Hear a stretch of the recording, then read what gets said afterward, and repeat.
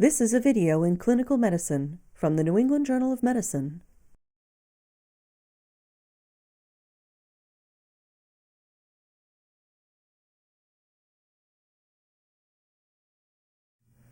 Visualization of the larynx and pharynx is an essential part of a complete head and neck examination.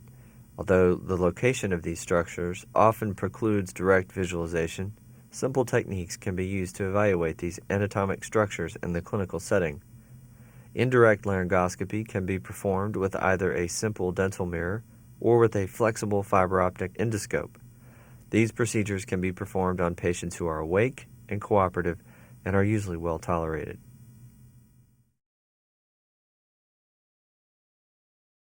Patients with symptoms such as chronic cough, dysphonia, chronic throat pain, dysphagia, voice changes, symptoms of aspiration should all undergo careful laryngoscopy.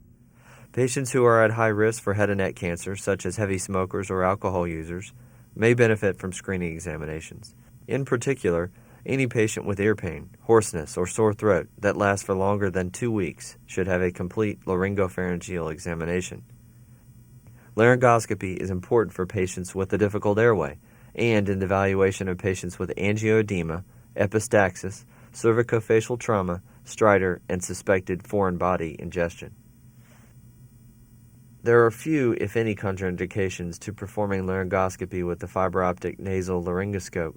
However, laryngoscopy must be performed with great care in a patient with impending airway compromise, such as a patient with epiglottitis. Inadvertent trauma to the laryngopharynx may exacerbate swelling and precipitate respiratory arrest. Begin by gathering these supplies and equipment. You will need gloves, a nasal speculum, surgical lubricant, anti-fogging solution, decongestant spray such as 0.05 oxymetazoline or 0.1% phenylephrine, as well as an anesthetic spray such as 4% lidocaine. For fiber optic laryngoscopy, obtain a standard flexible nasal laryngoscope. The endoscope has a thumb dial control to permit the examiner to deflect the tip up or down. When rotated 90 degrees, this thumb dial also allows the examiner to turn corners and to maneuver from side to side. A wall suction setup with a Fraser tip catheter should also be available.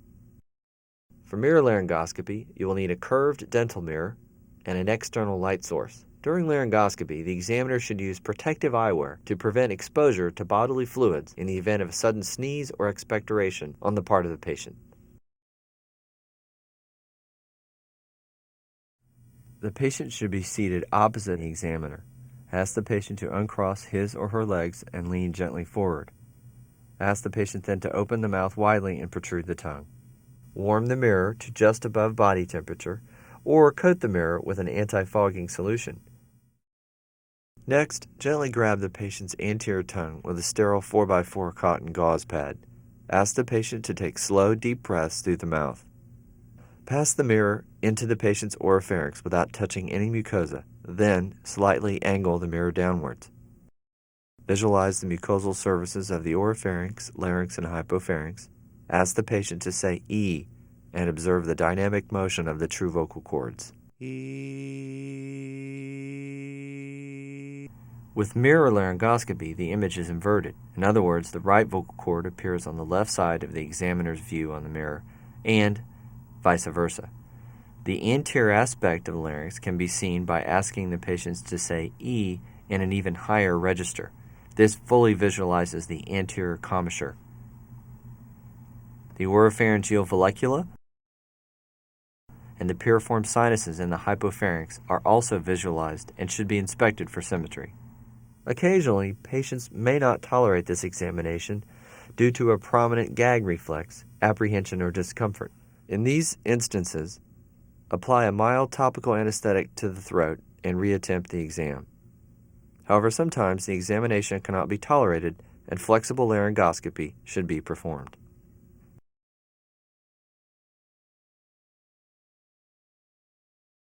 Prepare the patient by applying a decongestant and anesthetic to the nasal mucosa. Any delivery method, whether by atomized spray or plain syringe, is acceptable. Open the patient's nose with a nasal speculum and administer the medication. Ask the patient to hold his or her breath during spraying to avoid inhalation of the agents. Ascertain the patient's medical allergies and medical contraindications prior to the administration of any anesthetic or decongestant. Once the nose is adequately prepared, the procedure may begin. The patient is comfortably seated upright, again facing the examiner with his or her face at eye level. Place the tip of the laryngoscope into the nostril, advancing slowly lateral to the septum and medial to the inferior turbinate. Visualize the inferior meatus and follow along the inferior turbinate. Advance the scope into the nasopharynx. Visualize the eustachian tube orifice or the torus tubarius at the entrance laterally to the nasopharynx. Visualize the adenoid or central lymphoid tissue of Waldeyer's ring. Immediately posterior to the eustachian tube is a shallow depression called Rosenmuller's fossa. Because nasopharyngeal carcinoma may arise from these recesses, this part of the exam merits especially careful evaluation. Next, evaluate the posterior nasal septum and the nasopharyngeal aspect of the soft palate. Ask the patient to breathe through his or her nose, as this will separate the palate from the posterior nasal wall and will allow passage of the scope into the oropharynx. Once here, a view from above shows a panoramic view of the oropharynx below. Next, we will examine the larynx. The true vocal cords should appear clean, white, and taut. Note throughout any mucosal color or superficial irregularities. While the patient is breathing deeply, the glottis should remain widely open, with the vocal cords abducted. Usually some portion of the subglottic larynx can be seen. The anterior ring of the cricoid cartilage is often visible just below the true vocal cords. The laryngoscope should not be passed through the vocal cords, since contact can elicit laryngospasm. Ask the patient to sniff or to inspire deeply through the nose.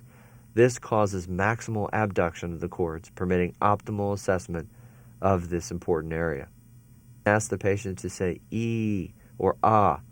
In the normal patient, the vocal cords will adduct in the middle and come into contact along the entire length, allowing for a precise assessment. During human speech, a vibratory wave is formed as vocal cords produce sounds.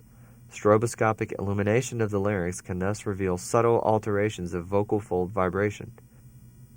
Examine the following laryngeal structures: the epiglottis, arytenoids, aryepiglottic folds, the false vocal folds, the true vocal cords, and the subglottic region or cricoid shelf. Hypopharyngeal anatomy should be distinguished from that of the larynx and oropharynx by directing the examiner's attention to the aryepiglottic and pharyngoepiglottic folds. This area can be precisely and carefully evaluated. The paired piriform sinuses are visible on either side of the larynx.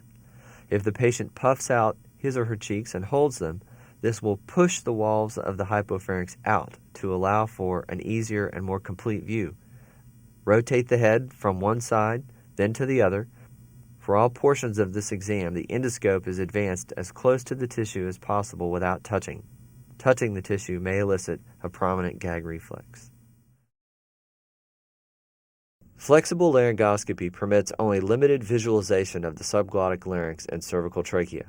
Other areas that are not well visualized by flexible endoscopy include the laryngeal ventricle, the piriform sinus apex, and the retrocricoid region. If the cause of the patient's symptoms is not elucidated or a subglottic abnormality is suspected, direct cervical tracheoscopy and bronchoscopy should be performed in the operating room. Aftercare following nasolaryngoscopy is minimal. The only instruction given to the patient is to avoid eating and drinking for 1 hour to prevent aspiration that could be potentially caused by reduced laryngopharyngeal sensation. This procedure is generally painless, and therefore no post-procedure analgesia is required. Here are some tips that will facilitate successful laryngoscopy. Give the patient a tissue prior to starting the procedure. Nasal instrumentation may elicit a tearing reflex or sneeze. Ask the patient not to swallow throughout the exam. If the endoscope becomes covered with secretions, it can be withdrawn and gently touched on the mucosa of the nasopharynx, which has diminished sensation. This maneuver will clear the lens and usually causes no discomfort. Evaluation of the larynx and pharynx is an important part of a complete physical examination. Laryngoscopy by mirror or flexible fiber optic exam can safely be performed in the adult and pediatric population for benign or malignant conditions. With the advent of multidisciplinary care for head and neck cancer, knowledge of laryngoscopy and laryngopharyngeal anatomy is important in an increasing number of medical specialties.